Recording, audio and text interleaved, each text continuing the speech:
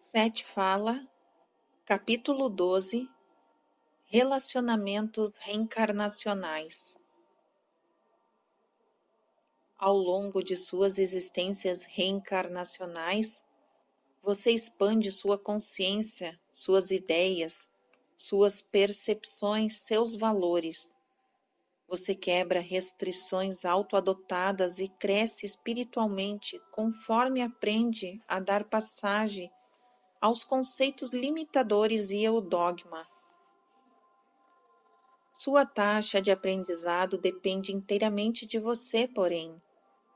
Conceitos limitados, dogmáticos ou rígidos de bem e mal podem estorvar-lhe. Ideias muito estreitas sobre a natureza da existência podem lhe seguir por várias vidas se você não escolher ser espiritual e psiquicamente flexível. Estas ideias rígidas realmente podem agir como correias, de forma que você é forçado a circular como um filhote de cachorro amarrado num raio muito pequeno.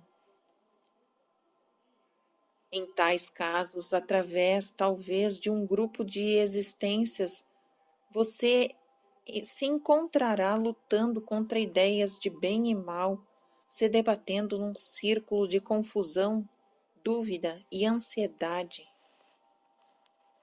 Seus amigos e conhecidos estarão preocupados com os seus mesmos problemas, pois você trará para si aqueles com as mesmas preocupações.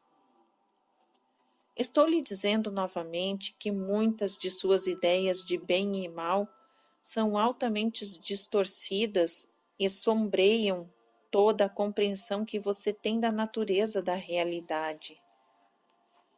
Se você alimentar uma culpa em sua mente, então ela é uma realidade para você e você tem que trabalhar isto. Mas muitos de você alimentam culpas para as quais não há causas adequadas e você se coloca em uma cela com essas culpas, sem razão. Em sua dimensão de atividade parece haver um sortimento absurdo de males. Deixe-me lhe dizer-lhe que aquele que odeia um mal simplesmente cria outro. De seu ponto de referência, é normalmente difícil para você perceber que todos os eventos trabalham em direção à criatividade ou confiar na criatividade espontânea de suas próprias naturezas. Em seu sistema, matar é obviamente um crime moral, mas matar o outro como punição é apenas um erro original. Alguém muito bem conhecido que estabeleceu uma igreja, se você preferir uma civilização, uma vez disse: se lhe baterem numa face, ofereça a outra. O significado original daquela observação, porém, deveria ser entendido. Você deveria virar a outra face porque você percebe que basicamente o atacante só ataca a si mesmo.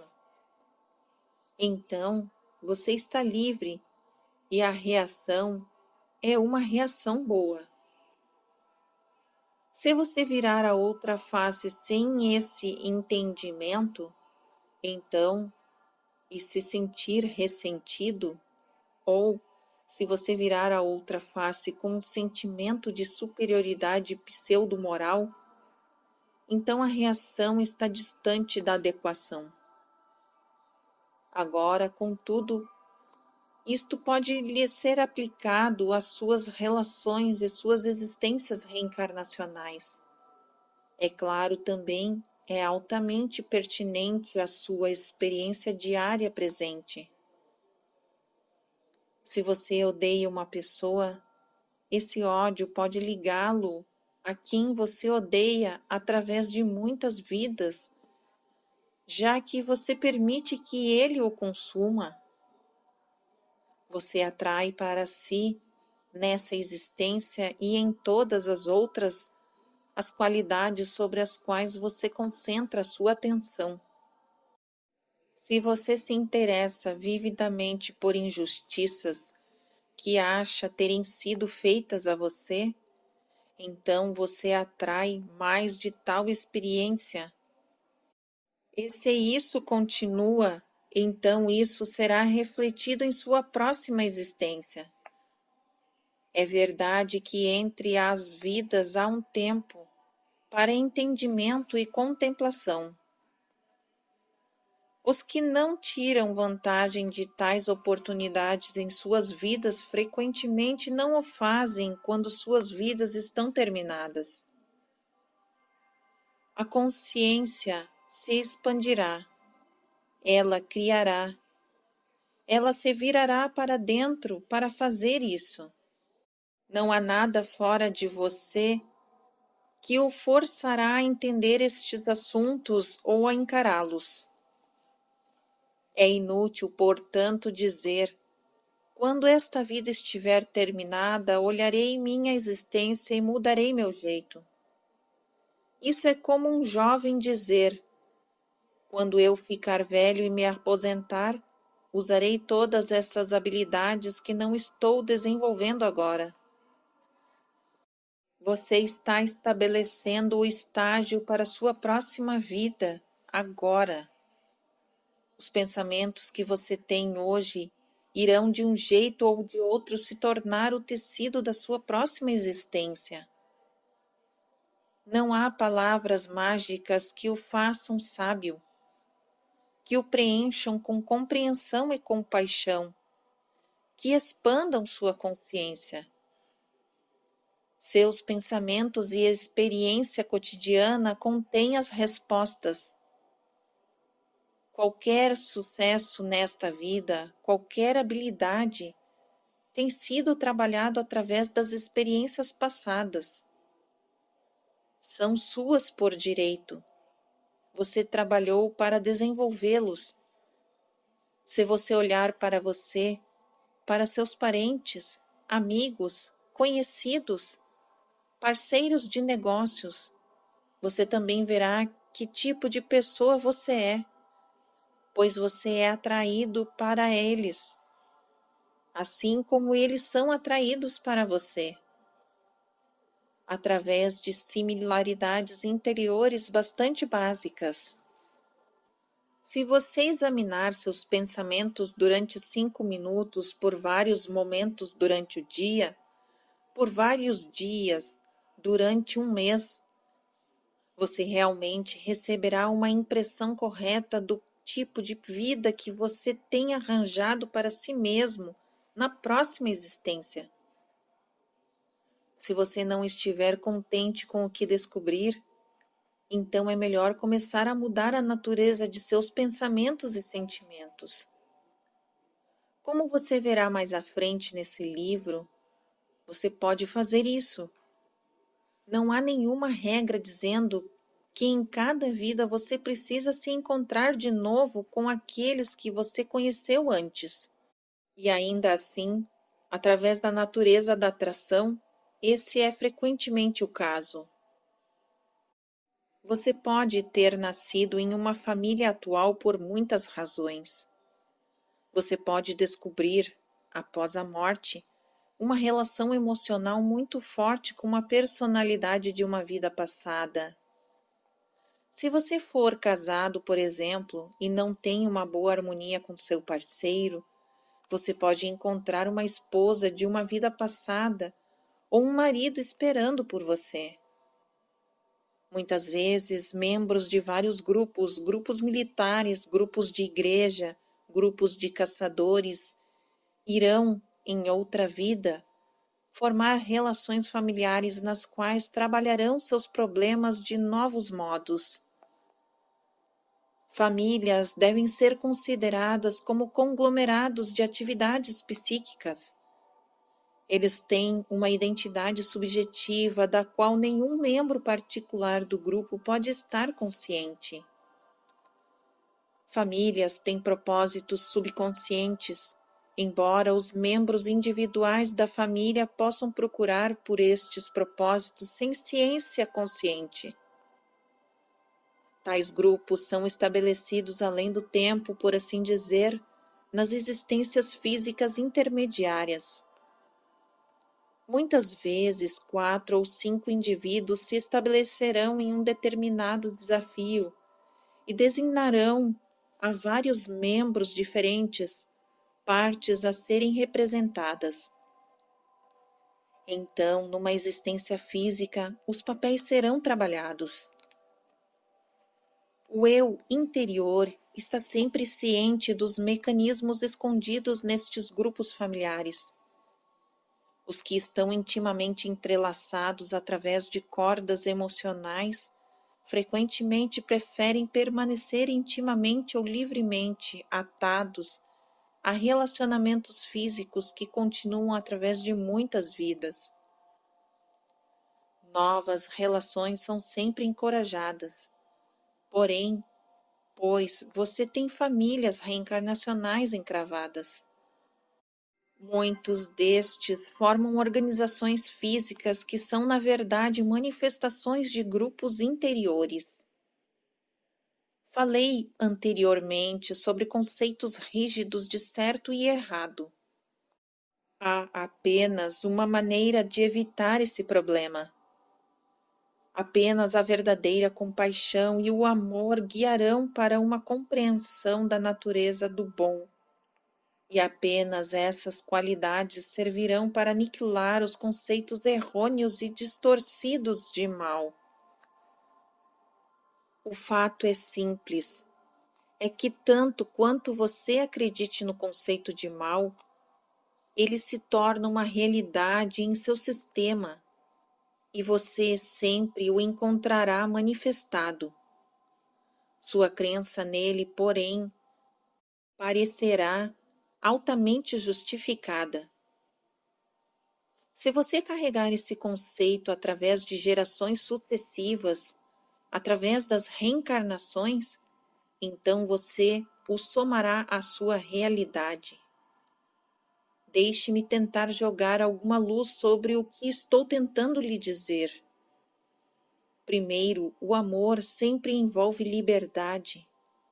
Se um homem diz que ele lhe ama e ainda assim nega a você a sua liberdade, então você normalmente o odiará. Ainda assim, por causa das palavras dele, você não sente a justificação na emoção. Esse tipo de confusão emocional pode conduzir a embaraços através de várias vidas. Se você odeia o mal, então tome cuidado com sua concepção sobre a palavra. O ódio é restritivo. Ele estreita sua percepção. Ele é de fato um vidro negro que joga sombra em toda sua experiência. Você encontrará mais e mais para odiar e trará os elementos de ódio para dentro de suas experiências. Por exemplo, se você odeia um pai, então fica bastante fácil odiar qualquer pai, pois na face deles você verá e projetará o ofensor original. Em vidas subsequentes, você pode também ser atraído para uma família e se encontrar com as mesmas emoções, pois as emoções são o problema, e não aqueles elementos que parecem trazê-las. Se você odeia a doença, pode trazer para si uma sucessão de vidas de doenças, porque o ódio fez com que elas fossem atraídas para você. Se você expande seus sentidos de amor, saúde e de existência, então você é atraído nessa vida e em outras para essas qualidades, novamente porque elas são aquelas nas quais você se concentra. Uma geração que odeia a guerra não trará a paz. Uma geração que ama a paz trará a paz. Morrer com ódio por qualquer causa ou por pessoas ou por qualquer razão é uma grande desvantagem. Você tem todos os tipos de oportunidades agora para entreter sua experiência pessoal de modos mais benéficos e de mudar seu mundo. Na próxima vida você estará trabalhando com estas atitudes que são as suas agora. Se você teimar em abrigar ódio com você agora, é muito provável que você continue a fazer isso. Por outro lado, esses vislumbres de verdade, intuição, amor, alegria, criatividade e realização obtidos agora funcionarão para você então como funcionam agora. Eles são, se você vê, as únicas realidades verdadeiras. Elas são as únicas fundações reais da existência. É tolo, como Robert disse uma vez, odiar uma tempestade ou sacudir seus punhos a isto e dar-lhes nomes. Você ri se você pensa nas crianças ou nativos em tais atividades. É inútil personificar uma tempestade e tratá-la como um demônio, focando-se sobre seus elementos destrutivos ou sobre aqueles elementos que para você parecem destrutivos. A mudança da forma não é destrutiva. A energia explosiva de uma tempestade é altamente criativa. A consciência não é aniquilada. Uma tempestade é parte da criatividade. Você viu isto de sua própria perspectiva e ainda um indivíduo sentirá na tempestade o ciclo interminável da criatividade e outro a personificará como o trabalho do diabo. Por todas as suas vidas você interpretará a realidade que você vê de seu próprio modo, e aquele modo terá seu efeito em você e nos outros. O homem que você literalmente odeia imediatamente estabelece-se desta forma. Ele prejulga a natureza da realidade de acordo com sua própria compreensão limitada. Agora, estou enfatizando o assunto de ódio neste capítulo sobre reencarnação, porque seus resultados podem ser muito desastrosos. Um homem que odeia sempre se acredita justificado. Ele nunca odeia qualquer coisa que acredita ser bom. Ele simplesmente pensa que está sendo justo em seu ódio, portanto. Mas o ódio propriamente forma uma pretensão muito forte que o seguirá através de suas vidas, até que ele aprenda que apenas o próprio ódio é o destruidor. Longe de mim interromper suas conversação edificante. Lembre-se no que você está se concentrando e deixaremos isto assim. Agora, retomaremos o ditado. Gostaria de fazer claro que não há nada a ser ganho igualmente odiando o ódio. Você cai na mesma armadilha.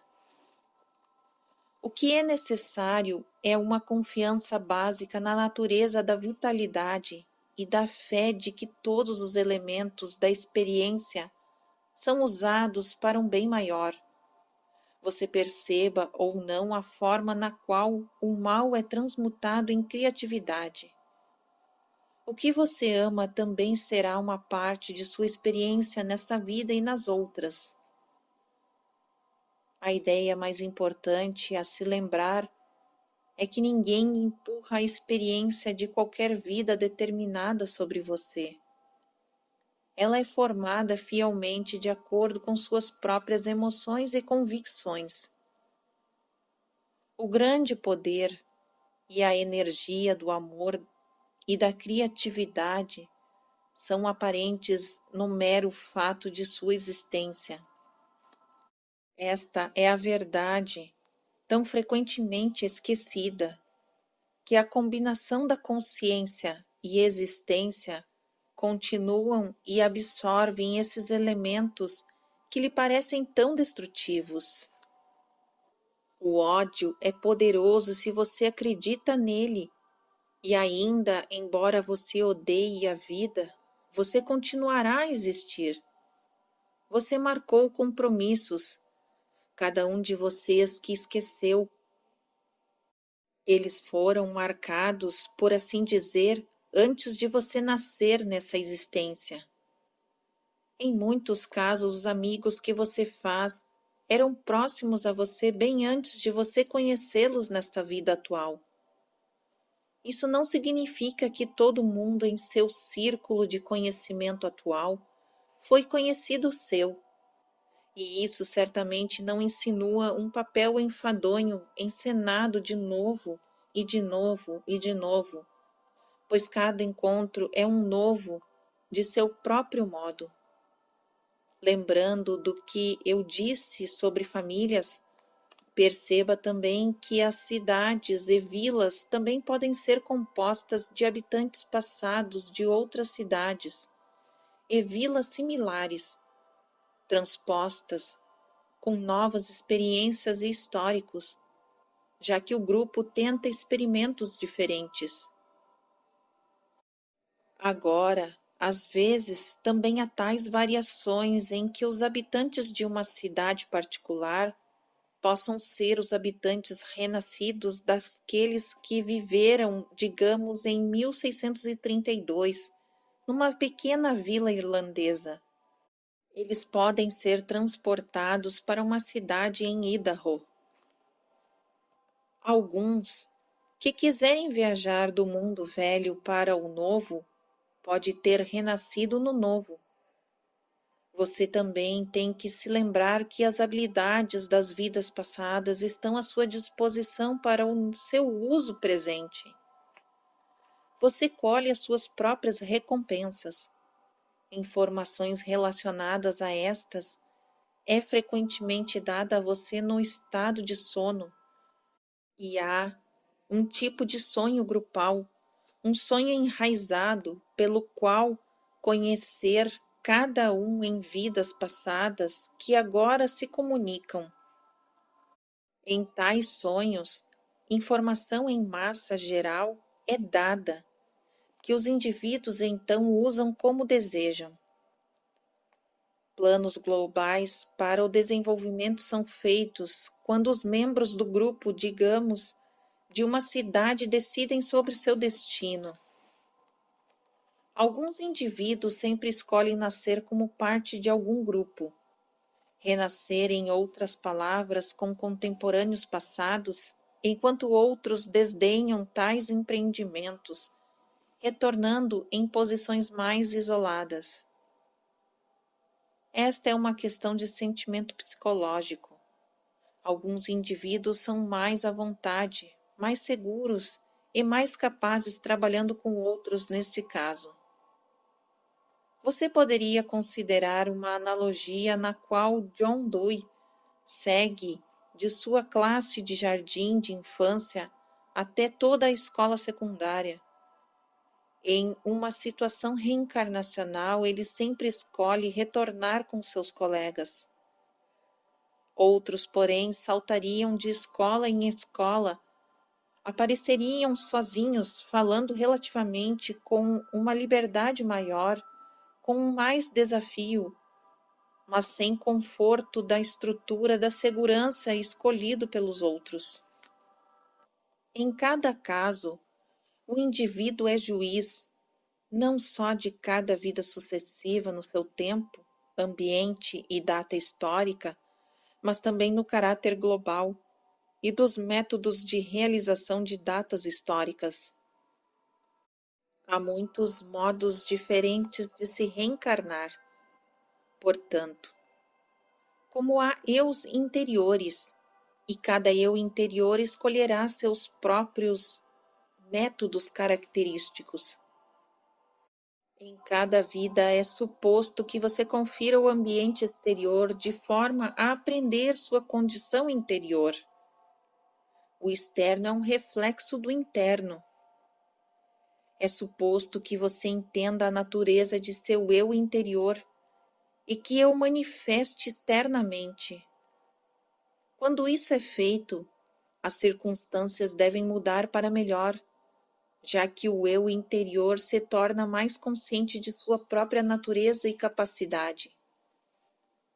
Teoricamente, então, em cada vida você ficaria mais forte, mais saudável, mais próspero e mais sábio. Mas isto não funciona deste modo por muitas razões. Como mencionado anteriormente, muitas personalidades adotam tipos diferentes de experiências, focando-se no desenvolvimento em certas áreas específicas e ignorando outras, talvez por uma série de vidas. Nenhuma consciência tem as mesmas experiências ou as interpreta do mesmo modo.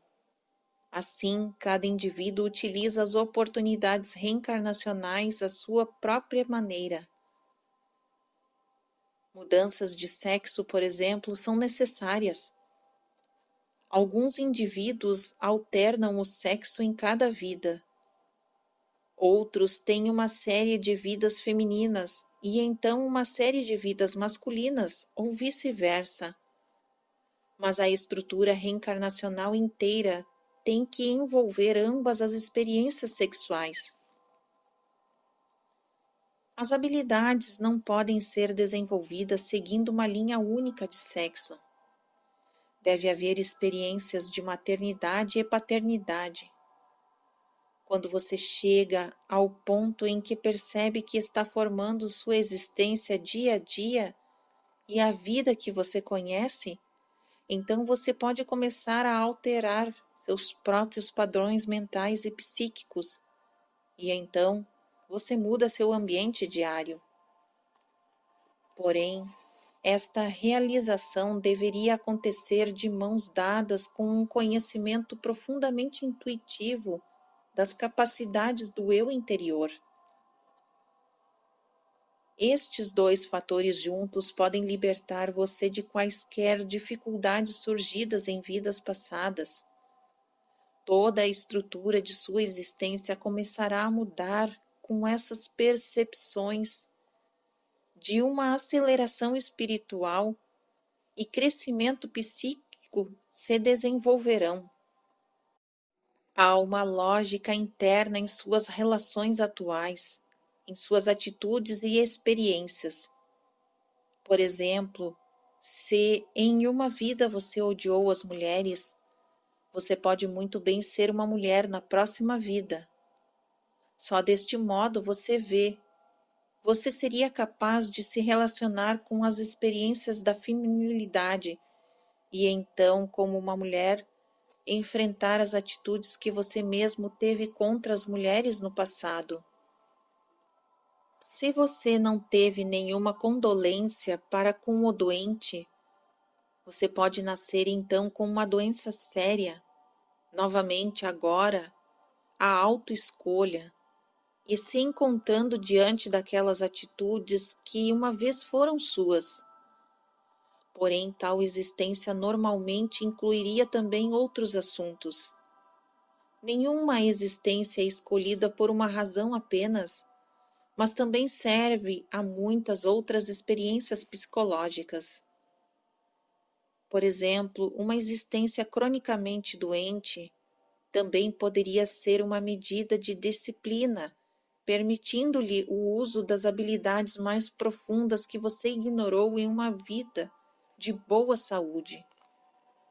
A vida perfeitamente feliz, por exemplo, na superfície, pode parecer esplêndida, mas também pode ser basicamente rasa e contribuir pouco com o desenvolvimento da personalidade. Porém, a existência verdadeiramente feliz é uma profunda satisfação que poderia incluir a sabedoria espontânea e a alegria espiritual. Não estou dizendo, em outras palavras, que o sofrimento conduz necessariamente a uma completude espiritual, nem que toda doença é aceita ou escolhida por tal propósito. pois esse não é o caso. A doença é frequentemente o resultado da ignorância e de hábitos mentais preguiçosos. Tal disciplina pode ser adotada, porém, por certas personalidades que têm que enfrentar fortes medidas por causa de outras características. Há um padrão global de relações nas vidas, e ainda isto não significa que você viaja através de várias existências com o mesmo número limitado de familiar, de amigos e conhecidos, meramente alterado como atores, como uma mudança de rosto ou roupagens. Grupos de indivíduos entram juntos em várias vidas por propósitos determinados separados, e podem ou não estarem juntos novamente em um tempo ou lugar diferentes. Novamente, porém, não há uma regra rígida.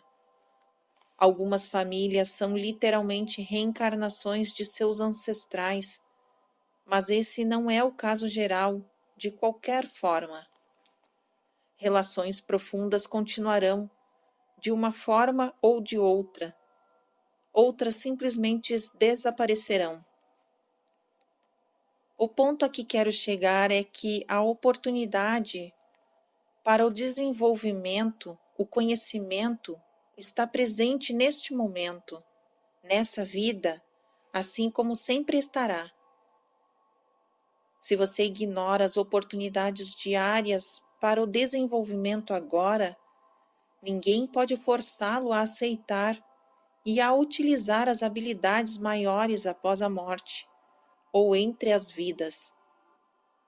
Os professores estão ali, na experiência pós-morte, mas também há professores aqui em sua existência agora. Algumas famílias vêm juntas em uma vida particular, não por causa de uma grande atração de amor em uma existência passada, mas por razões opostas. Famílias podem ser compostas, portanto, de indivíduos que repugnaram um ao outro no passado e vêm juntos em uma relação íntima, onde irão trabalhar juntos por meta comum, aprender a entender melhor um ao outro e trabalhar problemas em um tipo diferente de contexto. Juntas, cada geração tem seu próprio propósito. É isto: aperfeiçoar o conhecimento interior e materializá-lo externamente, tão fielmente quanto possível no mundo. A cena física modificada ao longo dos séculos, como você os conhece, representa as imagens internas que lampejaram através das mensagens dos indivíduos que viveram no mundo através de várias épocas. Não é necessário que você aprenda sobre suas próprias vidas passadas, embora possa ser útil se você entender que escolheu as circunstâncias de seu nascimento neste tempo. Se você examinar sua própria vida agora cuidadosamente, os desafios que você estabeleceu para si se tornarão aparentes. Não é fácil fazer isso, mas está no alcance de cada indivíduo. Se você libertar-se do ódio, então automaticamente se libertará de quaisquer relações de ódio no futuro, ou de qualquer experiência baseada no ódio. Conhecer seu histórico reencarnacional, mas não conhecer a verdadeira natureza de seu eu presente é inútil. Você não pode justificar ou racionalizar circunstâncias presentes dizendo: isso é por causa de algo que eu fiz numa vida passada. Pois em você agora está a habilidade de mudar as influências negativas. Você pode ter trazido influências negativas em sua vida por uma determinada razão, mas a razão sempre tem a ver com o entender, e o entendimento remove essas influências. Você não pode dizer: O pobre simplesmente é pobre porque escolheu a pobreza, e então não há necessidade de eu ajudá-lo. Essa atitude pode facilmente atrair pobreza para você na próxima experiência. Cada indivíduo não está nem sequer no mesmo nível de realização ao término do ciclo reencarnacional. Alguns possuem certas qualidades que não encontram uma contraparte dentro da experiência humana. A própria existência física tem um efeito diferente sobre vários indivíduos. Alguns a acham um excelente meio de expressão e desenvolvimento. Eles se adequam a isto. Eles têm a destreza de se expressar fielmente em modos físicos e sentimentos internos objetivados. Outros acham difícil, e ainda estes mesmos indivíduos podem fazer-se sair muito melhor em outros níveis de realidade. Há almas fortes que prosperam na realidade física e que podem ter dificuldades de adequação em outras áreas não físicas de atividade. Em todas estas áreas, porém, os profundos contextos espirituais e emocionais nunca são negados. Amigos muito íntimos de vidas passadas que estão numa posição de fazê-lo, frequentemente se comunicam com você quando você está num estado de sonho e as relações são continuadas, embora você não perceba isso conscientemente. Numa base inconsciente, você está ciente do nascimento da vida física de alguém que você conheceu no passado. Os estranhos que você encontra em seus sonhos são frequentemente, é claro, as pessoas que estão vivas agora, contemporâneos, e que você também conheceu em vidas passadas. Há também relações transitórias, contatos feitos e então deixados de lado. Um parceiro de qualquer vida determinada, por exemplo, pode ou não representar alguém com quem você teve um laço permanente e profundo, e novamente você pode se casar com alguém por causa de sentimentos altamente ambíguos em uma vida passada, e escolher uma relação marital não baseada no amor, embora o amor possa surgir. Gêmeos, incidentemente, quase sempre envolve relações muito profundas psiquicamente permanentes, de forte natureza, às vezes obsessiva. Estou falando agora de gêmeos idênticos. Objetivos reencarnacionais também variam grandemente. Quero enfatizar que a reencarnação é uma ferramenta usada pelas personalidades. Cada uma utiliza de sua própria maneira. Alguns desfrutam das existências femininas ou têm maior afeto pelas vidas masculinas. Embora ambos precisem ser encontrados, há uma grande gama de escolhas e atividades. Algumas personalidades terão dificuldades ao longo de certas linhas e desenvolvem-se com relativa facilidade de outras maneiras. A predeterminação nunca é envolvida, pois o desafio e as circunstâncias são escolhidos. Alguns problemas podem ser resolvidos, por exemplo, por várias existências. Algumas personalidades querem resolver seus problemas mais difíceis e terminá-los, talvez em uma série de existência, ao invés de tentar existências em circunstâncias exageradas. Outros, de uma natureza mais plácida, resolverão seus problemas um a cada vez. Períodos de descanso também podem ser admitidos a eles. São altamente terapêuticos. Por exemplo, uma vida excelente, satisfatória, com um mínimo de problemas, pode ser escolhido como um prelúdio a uma vida de desafio centrado, ou como uma recompensa autoadotada por uma vida prévia difícil. Esses que desfrutam completamente de uma vida física média, sem ser obcecados por isso, fazem muito bem realmente. As leis da reencarnação são adequadas pelas personalidades individuais para que elas se adequem. Fim do capítulo 12.